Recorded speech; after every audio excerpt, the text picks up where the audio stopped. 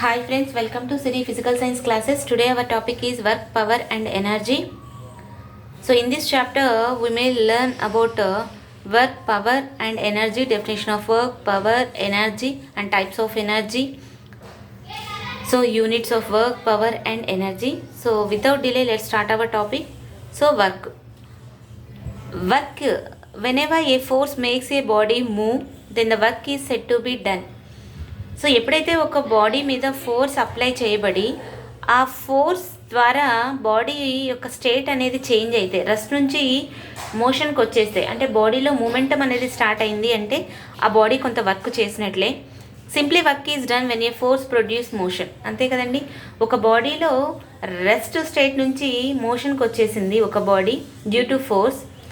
So ఈ force produce చేయడం వల్ల బాడీ మీద అంటే ఎక్స్టర్నల్ ఫోర్స్ అనేది అప్లై చేయడం వల్ల బాడీ మీద ఆ బాడీ అనేది మోషన్లోకి వచ్చింది.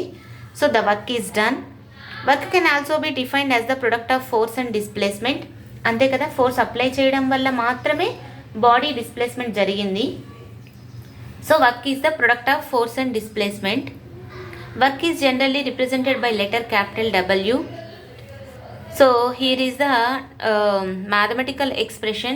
Work equals to force into displacement. So F into S.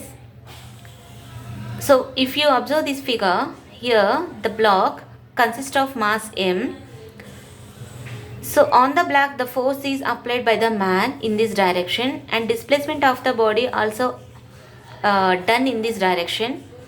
So here the work is positive. ఎందుకు అంటే ఫోర్స్ అప్లై చేయబడిన డైరెక్షన్లోనే డిస్ప్లేస్మెంట్ కూడా జరిగింది బాడీ యొక్క.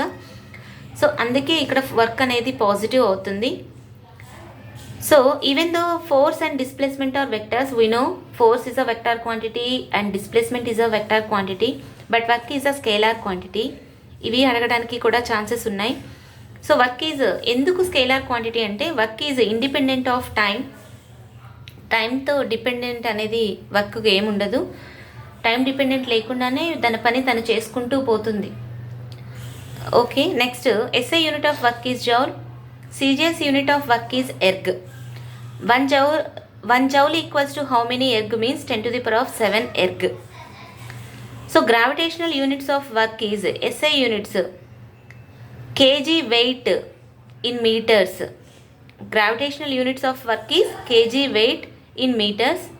CGS unit of work is gram weight in centimeter. So 1 kg weight is in meters is equals to 9.8 Newton meter. So దీన్ని work అని ఎందుకు చెప్తున్నాను, కేజీ వెయిట్ మీటర్స్లో 9.8 న్యూటన్ మీటర్ అయినప్పుడు ఇది వర్క్ అని ఎందుకు అంటున్నాము అంటే ఎంత వర్క్ చేసింది. ఒక కేజీ వెయిట్ ఉన్న బాడీ 1 న్యూటన్ ఫోర్స్ అప్లై చేయడం వల్ల ఆ బాడీ ఎంత వర్క్ చేసింది అంటే 9.8 జౌల్స్ ఆఫ్ వర్క్ చేసిందండి. ఎందుకు అంటే 9 ఎక్కడి నుంచి వచ్చింది అంటే ఫోర్స్ అంటే అకార్డింగ్ టు న్యూటన్ సెకండ్ల MA. A is acceleration. A is also equals to acceleration due to gravity, that is small g. So work is also written as mg into s. mg is the product of mass and gravitational into displacement. So mg is the force and s is the displacement. So the gravitational constant value, acceleration due to gravity, the value of acceleration due to gravity is 9.8 meter per second square. So 1 kg weight ఉన్న body మీద 1 Newton force apply చేయడం వల్ల 9.8 joules of work జరిగిందని చెప్పచ్చు. అదే 1 kg weight ఉన్న body మీద 1 Newton force apply చేస్తే ఎంత వర్క్ జరిగింది, CGS యూనిట్స్లో అయితే 980 ఎర్గ్ ఆఫ్ వర్క్ జరిగిందని చెప్పచ్చు. So work done when force and displacement are in the same direction is positive. Work అనేది ఎప్పుడు పాజిటివ్ అని చెప్పచ్చు అంటే మనం బాడీ మీద అప్లై చేసిన ఫోర్స్ డైరెక్షన్, ఆ బాడీ డిస్ప్లేస్మెంట్ కూడా రెండు ఒకే డైరెక్షన్లో ఉన్నప్పుడు. ఇక్కడ ఫోర్సు ఈ బాడీ మీద ఈ డైరెక్షన్లో అప్లై చేస్తుంది, దీని యొక్క డిస్ప్లేస్మెంట్ కూడా ఇదే డైరెక్షన్లో జరిగినట్లయితే అప్పుడు వర్క్ అనేది పాజిటివ్ అని చెప్పచ్చు. మరి వర్క్ నెగిటివ్ అని ఎప్పుడు చెప్పచ్చు అంటే when the force and displacement are in opposite direction then the work done is negative. ఒక బాడీ వర్క్ డన్ అనేది నెగిటివ్ ఎప్పుడవుతుంది అంటే force and displacement are in opposite direction. ఏదైనా ఒకటి ఆపోజిట్ డైరెక్షన్లో జరిగినట్లయితే అప్పుడు ఆ వర్క్ నెగిటివ్. ఇక్కడ చూడండి, ఒక పర్సన్ ఏం చేస్తున్నాడు, ఒక బాడీని లిఫ్ట్ చేస్తున్నాడు అంటే డిస్ప్లేస్మెంట్ జరుగుతుంది. బాడీ గ్రౌండ్ నుంచి కొంత డిస్ప్లేస్మెంట్ అనేది జరిగింది, డిస్ప్లేస్ అయ్యింది. డిస్ప్లేస్మెంట్ అయినప్పుడు దీని మీద ఎటువంటి ఫోర్స్ యాక్ట్ అవుతూ ఉంది అంటే, so from the ground the body experiences some gravitational force. So this is the gravitational force, but this gravitational force acts towards to the ground. Yes, ground వైపుగా gravitational force అనేది act అవుతూ ఉంటుంది body మీద ఎప్పుడు.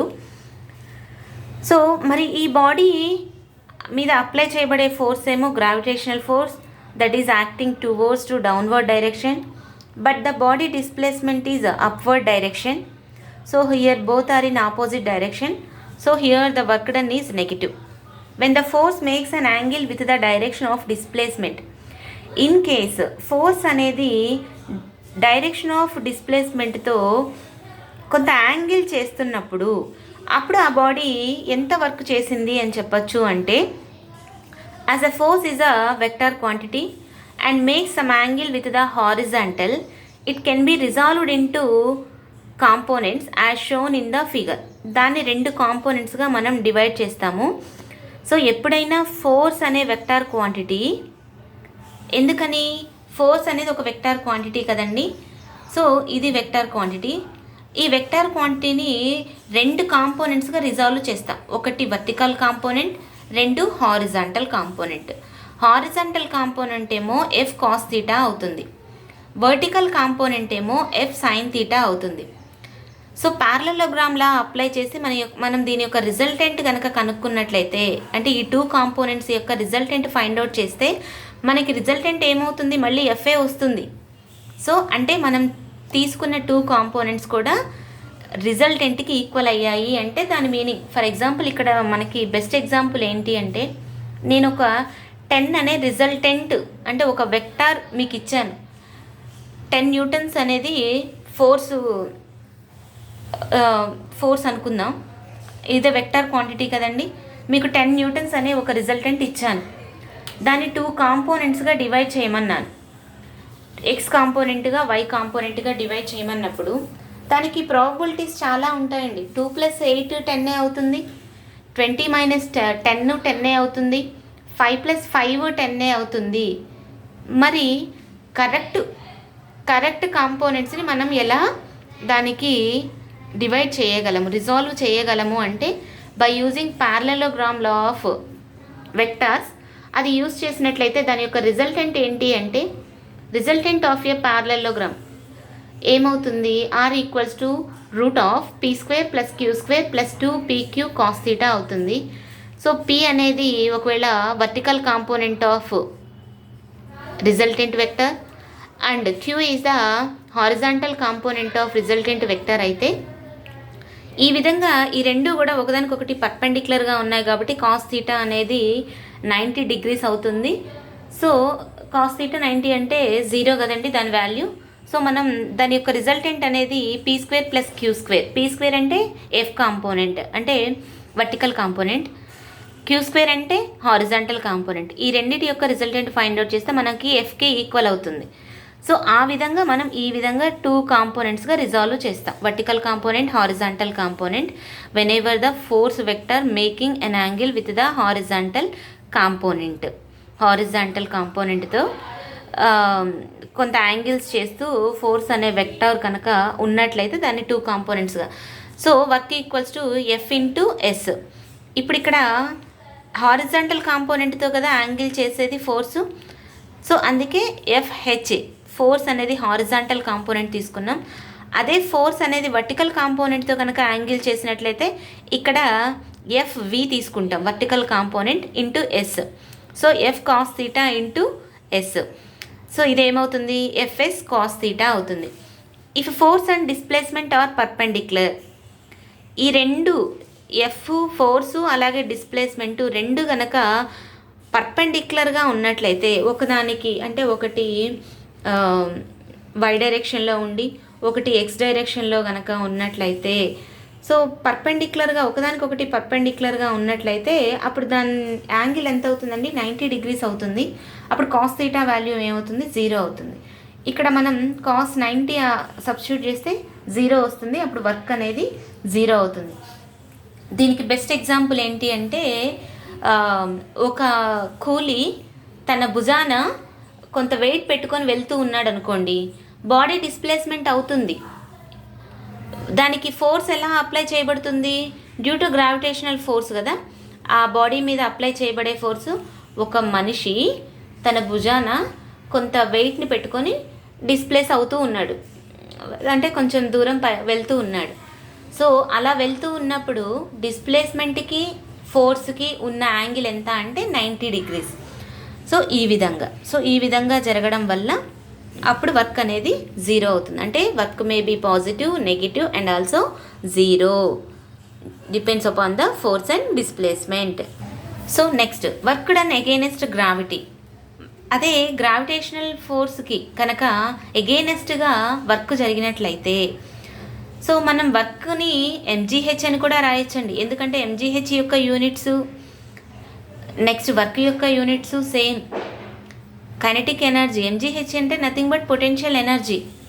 Energy యొక్క unit కూడా joule, work యొక్క unit joule, potential energy unit joule, kinetic energy unit joule. ఏ క్వాంటిటీస్కి అయితే యూనిట్స్ అనేవి, డైమెన్షనల్ ఫార్ములాస్ అనేవి సేమ్గా ఉంటాయో ఆ క్వాంటిటీస్ అన్నిటిని మనం సిమిలర్గా కన్సిడర్ చేయొచ్చు. సో ఇక్కడ a body is lifted vertically upwards through a distance h. ఇక్కడ ఒక బాడీని లిఫ్ట్ చేస్తున్నాము గ్రౌండ్ నుంచి కొంత హైట్ h అనే హైట్లో. The direction of g and displacement are in opposite direction. ఈ బాడీ మీద ఎటువంటి ఫోర్స్ యాక్ట్ అవుతుంది, గ్రావిటేషనల్ ఫోర్స్. అది ఏ డైరెక్షన్లో ఉందండి, డౌన్వర్డ్ డైరెక్షన్లో ఉంది. సో గ్రావిటేషనల్ ఫోర్స్ అనేది డౌన్వర్డ్ డైరెక్షన్లో పనిచేస్తుంది. మనం బాడీనేమో అప్వర్డ్ డైరెక్షన్లో మూవ్ చేస్తున్నాం, అంటే డిస్ప్లేస్మెంట్ అనేది అప్వర్డ్ డైరెక్షన్లో జరుగుతుంది. అంటే కొంత హైట్ వెళితే అప్పుడు బాడీ యొక్క మాస్ m అయితే గ్రావిటేషన్ అనేది -g. ఎందుకని, body moving away from the gravitational field. Gravitational ఫీల్డ్కి బాడీ దూరంగా ప్రయాణం చేస్తూ ఉంటే దాని మీద యాక్ట్ అయ్యేటటువంటి గ్రావిటేషనల్ ఫోర్స్ అనేది నెగిటివ్గా తీసుకుంటాం, into h. So here W is equals to -mgh. Work done to lift a body mass m through a vertical displacement against gravity is negative if the body at height falls down vertically. అదే మనం కొంత height నుంచి ఒక బాడీని drop చేస్తే, అంటే freely falling body అంటామండి. Freely falling body చేసే వర్క్ అనేది పాజిటివా నెగిటివా అంటే ఇప్పుడు అది పాజిటివ్ చెప్పచ్చు. ఎందుకని, అక్కడ ఫ్రీలీ ఫాలో అవుతున్న బాడీకి గ్రావిటేషనల్ ఫోర్స్ అప్లై చేస్తున్న వైపే డిస్ప్లేస్మెంట్ జరుగుతుంది. అంటే దాని డిస్ప్లేస్మెంట్ పైనుంచి కిందకి పడుతుంది బాడీ, దాని డిస్ప్లేస్మెంట్ ఎలా జరిగినట్లు, డౌన్వర్డ్ డైరెక్షన్ జరిగింది. మరి గ్రావిటేషనల్ ఫోర్స్ కూడా డౌన్వర్డ్ నుంచి యాక్ట్ అవుతుంది కదా, దాని మీద కిందికి లాగుతుంది దాన్ని, బాడీని. సో రెండు ఒకే డైరెక్షన్లో ఉన్నాయి కాబట్టి ఇక్కడ వర్క్ అనేది పాజిటివ్ అవుతుంది. So next, power. The rate of doing work is set to B power. అసలు పవర్ అంటే ఏంటి? పవర్ అంటే ఏంటి అంటే వర్క్ని టైంతో కనుక డివిజన్ చేసినట్లయితే మనకు వచ్చేదే పవర్. అంటే rate of doing work. Rate అంటేనే టైంతో డివిజన్ చేయడం అండి. So rate of doing work is set to B power. Power is generally denoted by letter P. So here the mathematical expression P is equals to work by time. So SI unit of power equals to what. దీన్ని joule second inverse అని కూడా చెప్పచ్చు. ఎందుకు అంటే SI unit of work is joule, time unit is second. So joule per సెకండ్ని joule per second అని చదవచ్చు, లేదా జౌల్ సెకండ్ పవర్ -1 అని కూడా చదవచ్చు. అప్పుడు CGS యూనిట్స్ ఏమవుతాయి, erg per second, erg second inverse అవుతుంది. The widely used practical unit of power is horse power. So మనకి మ్యాక్సిమం 1 హార్స్ పవర్ అంటాం కదా. 1 హార్స్ పవర్ అంటే ఎంత అంటే 746 వాట్ అండి. 746 వాట్స్ వచ్చేసి దేనికి ఈక్వల్ అంటే 1 హార్స్ పవర్కి ఈక్వల్. సో ఇది పవర్ గురించి. Next, different expressions to calculate power. పవర్ని ఇంకా ఎలా క్యాలిక్యులేట్ చేయొచ్చు అంటే, when a body is displaced by A force F in the direction of force. అంటే మనం బాడీ మీద ఫోర్స్ అప్లై చేసి బాడీని కనుక డిస్ప్లేస్మెంట్ చేసినట్లయితే ఫోర్స్ డిస్ప్లేస్మెంట్ ఒకే డైరెక్షన్లో ఉంటే అప్పుడు పవర్ కూడా పాజిటివ్ అవుతుంది. So work done by time, force into displacement by time taken, FS by time. And next power to stop A moving body. ఇందాక పవరు పాజిటివ్ అయింది, అదే ఒకవేళ బాడీ అది ఎప్పుడు బాడీని మోషన్లోకి తీసుకురావడానికి మనం యూజ్ చేసిన పవర్ అనేది పాజిటివ్ అయింది. మరి ఇక్కడ ఒక బాడీని రెస్ట్ పొజిషన్కి తీసుకురావడానికి, స్టాప్ చేయడానికి పవర్ అనేది నెగిటివా అంటే చూద్దాం. ఈ force F takes time T to stop moving a body, S is the displacement before coming to rest. So కొంత డిస్ప్లేస్ అయిన తర్వాత రెస్ట్కి వస్తుంది కదండి బాడీ. సో అంటే ఇక్కడ మనం ఆపుతున్నాం బాడీని. డిస్ప్లేస్మెంట్ అనేది ఫర్ ఎగ్జాంపుల్ ఇలా డిస్ప్లేస్ అవుతుంది అనుకుందాం, ఇక్కడ నుంచి ఇటు డిస్ప్లేస్ అవుతుంది. నేను ఫోర్స్ ఎట్లా అప్లై చేస్తున్నాను, ఈ డైరెక్షన్లో అప్లై చేస్తున్నాను, ఆపడానికి ఇలా అప్లై చేస్తున్నాను. సో ఫోర్స్ ఈజ్ నెగిటివ్, అంటే ఫోర్స్ అండ్ డిస్ప్లేస్మెంట్ ఆపోజిట్ డైరెక్షన్లో ఉన్నాయి కాబట్టి so minus F into S T, అప్పుడు పవర్ ఏమవుతుంది, ఆటోమేటిక్గా నెగిటివ్ అవుతుంది. Power to pull a body, ఒక బాడీని లాగడానికి యూస్ చేస్తే ఆ పవర్ అనేది ఏమవుతుంది. Consider force F acting on the direction that makes an angle theta with the direction of motion. So force అనేది బాడీ డిస్ప్లేస్మెంట్ అయ్యే డైరెక్షన్తో కొంత యాంగిల్స్ చేస్తున్నట్లయితే అప్పుడు పవర్ని ఎలా రాయొచ్చు అంటే మనకు ఆల్రెడీ వర్క్ డన్కి ఎఫ్ఎస్ కాస్ థీటా అని రాసాం కదా. డైరెక్షన్ ఎలాంగ్ హారిజాంటల్ ఉన్నట్లయితే F S cos theta by T. So ఈ విధంగా మనం రాయొచ్చు. Power to lift a body against gravity. So work done అనేది ఎగైనెస్ట్ గ్రావిటీ నెగిటివ్ అయింది కాబట్టి పవర్ కూడా నెగిటివ్ అవుతుంది by time. Power of a body moving with velocity. ఒక బాడీ కొంత వెలాసిటీతో మూవ్ అవుతున్నప్పుడు దానికి ఎంత పవర్ అనేది ఉంటుంది. If a body moving a speed or velocity యొక్క యూనిట్ వచ్చేసి metre per second and F is the force applied to stop it is. So కొంత స్పీడ్తో మూవ్ అవుతున్న బాడీని నేను ఆపాలి అనుకున్నప్పుడు దాని మీద కొంత ఫోర్స్ అప్లై చేస్తే అప్పుడు పవర్ ఏమవుతుంది అంటే F S by T. Here F into S by T displacement by time, that is nothing but distance by time. Distance by time is nothing but velocity, displacement by time, speed or velocity. So F into V, Pని మనం F into V అని కూడా రాయొచ్చు. So దీని ప్రకారం P is inversely proportional to time కదా. ఈ formula ప్రకారం మనకి ఎక్స్ప్రెషన్ పవర్ యొక్క ఎక్స్ప్రెషన్ నుంచి మనం టైంకి పవర్కి ఉన్న రిలేషన్ ఎలా రాయొచ్చండి. P is inversely proportional to time. That is as the time to complete a work increase then the power is set to be decrease. అంటే వర్క్ కంప్లీట్ చేయడానికి మనం అంటే టైంతో పాటుగా అంటే ఎంత టైం తీసుకుంటామో ఒక వర్క్ని కంప్లీట్ చేయడానికి వర్క్ని ఇంక్రీజ్ చేస్తే అంటే త్వరగా చేసేయాలి. ఇప్పుడు నేను ఏదైనా కొంత వర్క్ స్టార్ట్ చేశాను, ఆ వర్క్ ఫాస్ట్గా ఫినిష్ చేయాలి కొంత టైంలో అని చేసేస్తే వర్క్ ఇంక్రీజ్ అయితే అప్పుడు పవర్ ఏమవుతుందండి, టైంతో పాటుగా టైం కూడా ఇంక్రీజ్ అవుతుంది కదా. వర్క్తో పాటుగా టైం ఇంక్రీజ్ అయిందంటే పవర్ డిక్రీజ్ అవుతుంది అని అర్థం. So that is the relation between power and time. The next energy. The ability to do work is said to be energy. So energy అంటే ఏంటి, మనకి వర్క్ చేయడానికి అవసరమైనటువంటి ఎబిలిటీనే ఎనర్జీ అని చెప్పచ్చు. సో ఎనర్జీ అంటే వర్క్ చేయడానికి అవసరమైనటువంటి ఎబిలిటీనే కెపాసిటీనే మనం ఎనర్జీ అని చెప్తాము. The capacity to do work also said to be energy. The amount of energy possessed by a body is equals to the amount of work it can do when its energy is released.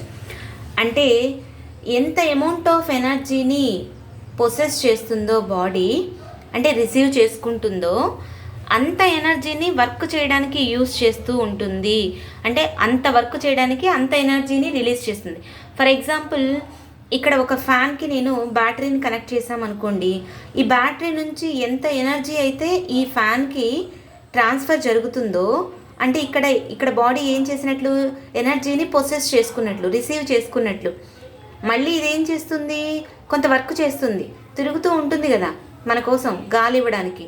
So తిరుగుతూ ఉన్నప్పుడు అంత ఎనర్జీని కూడా release చేస్తుంది. అంటే ఇదే law of conservation of energy.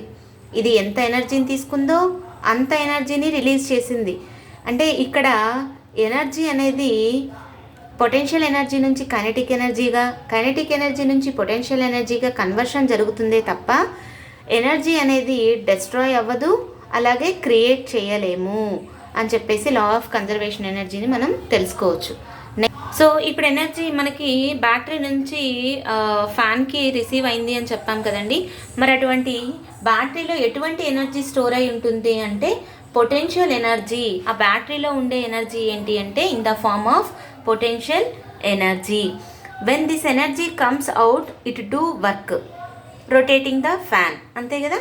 So మరి energy యొక్క ఎస్ఐ యూనిట్ ఏంటి? జౌల్. సిజిఎస్ యూనిట్ ఏంటి? ఎర్గ్.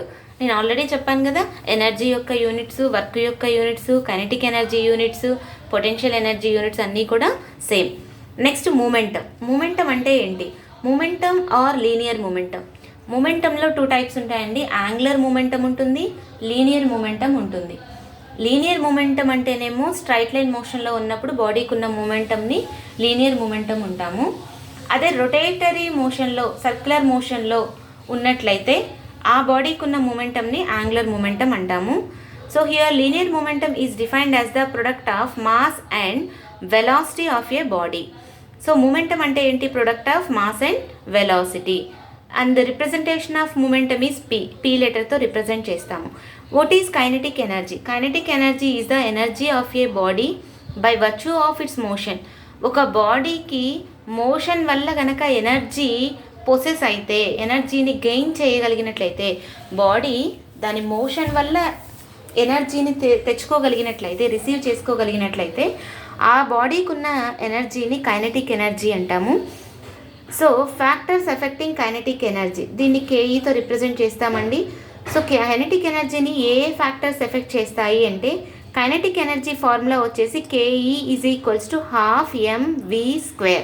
అంటే మాస్ మీద డిపెండ్ అయి ఉంటుంది, అలాగే వెలాసిటీ మీద కూడా డిపెండ్ అయి ఉంటుంది అని చెప్పచ్చు. So kinetic energy of a body depends on its mass. Higher the mass of the body greater the kinetic energy.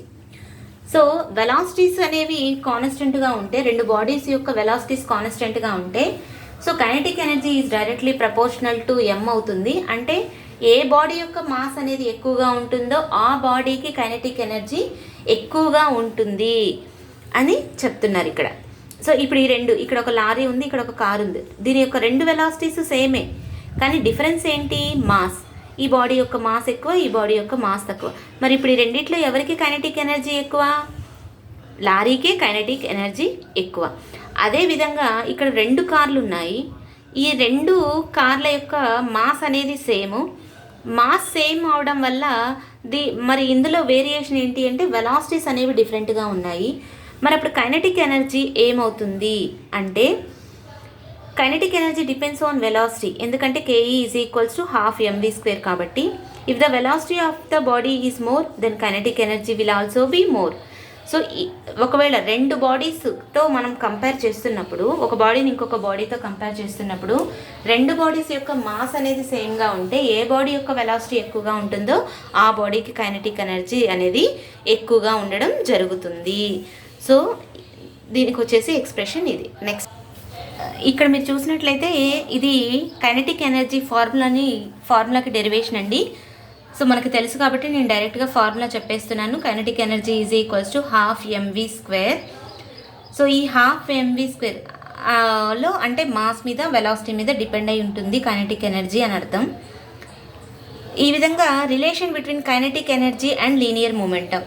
So ఒక బాడీకి మాసు వెలాసిటీ ఉందంటే దానికి మొమెంటం కూడా ఉంటుంది అని అర్థం కదండి. మరి మాసు వెలాసిటీతో పాటు మొమెంటంతో ఎటువంటి రిలేషన్ ఉంది కైనెటిక్ ఎనర్జీ అంటే KE equals to p²/2m. The relation between linear momentum and kinetic energy is p²/2m. అంటే మనకి కైనెటిక్ ఫార్ములా ఏంటండి? Kinetic energy ½ mv². దీన్ని ఎలా రాయొచ్చు? ½ m²v²/m. అంటే ఒక mm క్యాన్సిల్ అయితే mv² కదా, అందుకే m²v²/m అని రాస్తే m²v² అంటే ఏంటి? లీనియర్ మూమెంటం కదా. లీనియర్ మూమెంటం అంటే ఏంటి? Product of mass and velocity కదా. So p²/2m. అందుకే relation between kinetic energy and momentum is p²/2m. So next potential energy. Potential energy, the energy possessed by a body by virtue of its state, shape or position. ఒక body యొక్క shape, దాని యొక్క state, దాని యొక్క position వల్ల కనుక బాడీకి energy కనుక పొసెస్ అయితే ఆ బాడీకి ఉన్న ఎనర్జీని పొటెన్షియల్ ఎనర్జీ అని చెప్తామండి. సో ఇక్కడ మనం చూసినట్లయితే ఈ డి అనే పొజిషన్ దగ్గర ఒక బాడీ ఉంది, ఏ అనే పొజిషన్ దగ్గర ఒక బాడీ ఉంది. మరి రెండు పొజిషన్లో ఏ బాడీకి హయ్యర్ పొటెన్షియల్ ఎనర్జీ ఉంటుంది అంటే ఏ అనే బాడీకి హయ్యర్ పొటెన్షియల్ ఎనర్జీ ఉంటుంది. పొజిషన్ చేంజ్ అయింది కదా, ఇక్కడి నుంచి ఇక్కడికి వచ్చింది. పొజిషన్ పెరిగితే పొటెన్షియల్ ఎనర్జీ పెరుగుతుంది, పొజిషన్ తగ్గితే పొటెన్షియల్ ఎనర్జీ తగ్గుతుంది. ఇది చూసినట్లయితే డి అనే పాయింట్ దగ్గర పొటెన్షియల్ ఎనర్జీ మినిమం ఉంది, ఏ అనే పాయింట్ దగ్గర పొటెన్షియల్ ఎనర్జీ మ్యాక్సిమం ఉంటుంది. ఇక్కడ మనం చూసినట్లయితే వెన్ వి కంప్రెస్ స్ప్రింగ్, ఒక స్ప్రింగ్ని కంప్రెస్ చేస్తే, కంప్రెస్ చేయడం అంటే ఇలా ప్రెస్ చేయడం, ప్రెస్ చేసినట్లయితే the energy stored in the spring in the form of elastic potential energy. So ఆ స్ప్రింగ్లో పొటెన్షియల్ ఎనర్జీ అనేది ఏ రూపంలో స్టోర్ అయి ఉంటుంది అంటే ఎలాస్టిసిటీగా. దాని యొక్క ప్రాపర్టీ ఎలాస్టిసిటీ కదా స్ప్రింగ్ యొక్క ప్రాపర్టీ. సో ఆ ప్రాపర్టీలో దానికి పొటెన్షియల్ ఎనర్జీ స్టోర్ అయి ఉంటుంది.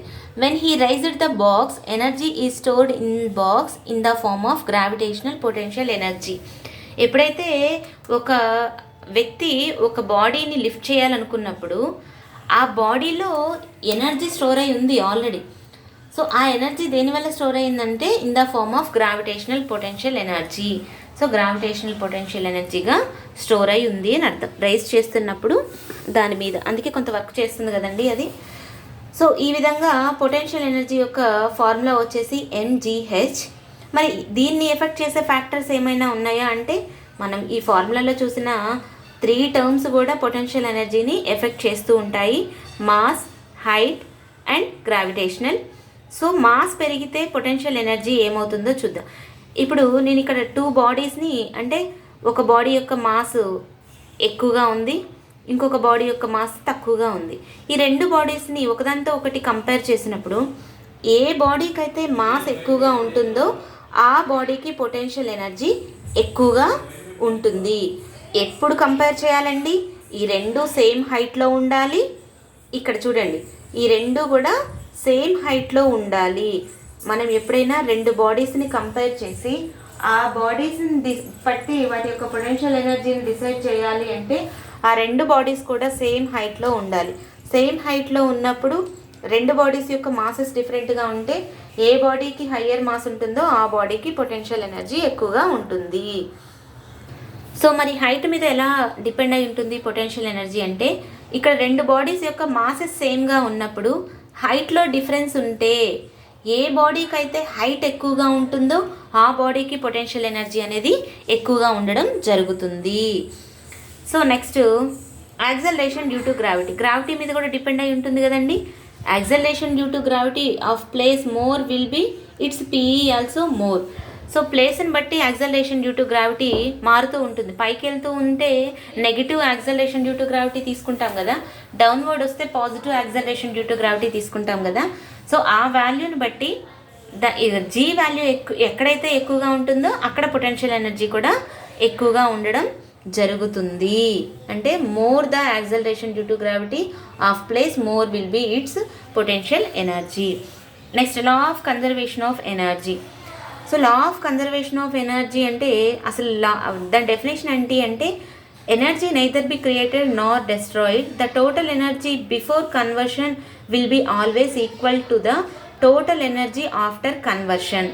సో ఏదైనా కొంత ఎనర్జీని 2 బాడీస్కి కనుక మనం చూస్ చేసినట్లయితే బిఫోర్ కన్వర్షన్ ఆఫ్టర్ కన్వర్షన్ అనేది 2 బాడీస్ యొక్క ఎనర్జీ టోటల్ ఎనర్జీకి ఈక్వల్ అవుతుంది అని అర్థం.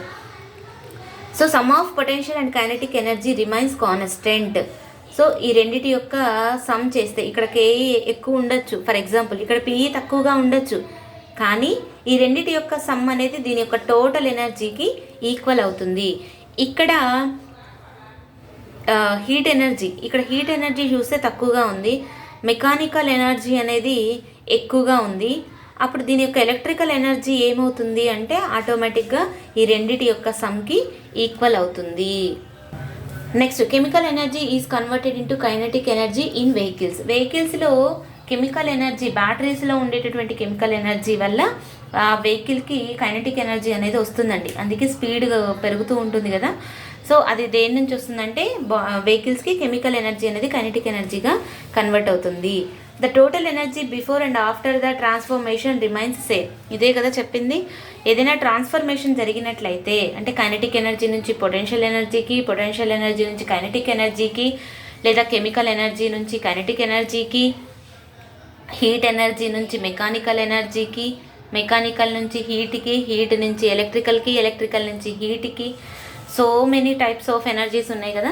సో ఏ ఒక రూపం నుంచి ఇంకొక రూపానికి మారినట్లయితే ఎనర్జీ కనుక ట్రాన్స్ఫర్మేషన్ జరిగితే అంటే బిఫోర్ ట్రాన్స్ఫర్మేషన్ ఆఫ్టర్ ట్రాన్స్ఫర్మేషన్ అనేది సేమ్ ఉంటుంది అని అర్థం. సో ఇక్కడ points to be remember, already మనం ఇవన్నీ చదువుకున్న పాయింట్సే. So this is our today's topic.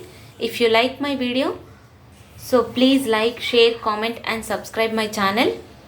So ఇప్పటి నుంచి డైలీ చేయడానికి ట్రై చేస్తా అండి. So thanks for watching. దీని నుంచి బిట్స్ కూడా చేయడం జరుగుతుంది నెక్స్ట్ వీడియోలో. Thank you.